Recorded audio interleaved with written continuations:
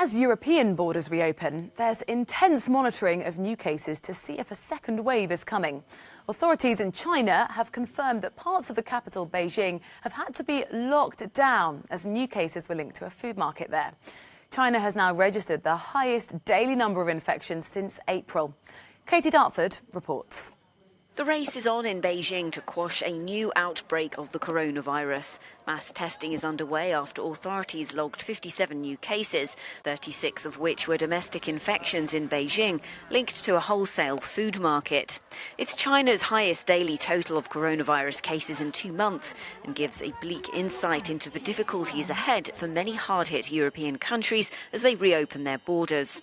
As non-essential stores in the UK prepare to welcome back shoppers this week, Prime Minister Boris Johnson stopped for coffee at one London shopping mall, where he urged people to shop with confidence but to follow the COVID-19 safety measures whilst doing so. He also explained why safe distancing will decrease from 2 metres to 1. There are benefits in terms of preventing the disease from 2 metres. Now, clearly, statistically, those benefits, while important, become less valuable as we get the disease down. But what I don't want to do is sacrifice the huge efforts of the British people in beating this disease.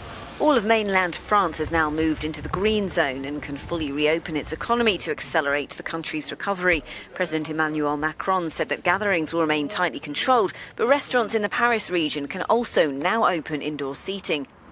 Restaurants in other French regions have already reopened.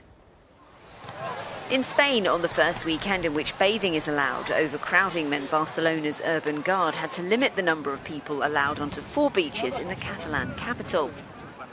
It's a different scene in Jordan, however, where the famous rose temples of the ancient city of Petra lie empty and silent. The pandemic came at the peak of its tourist season, leaving the UNESCO World Heritage Site for the first time a ghost town. Katie Dartford for Euronews.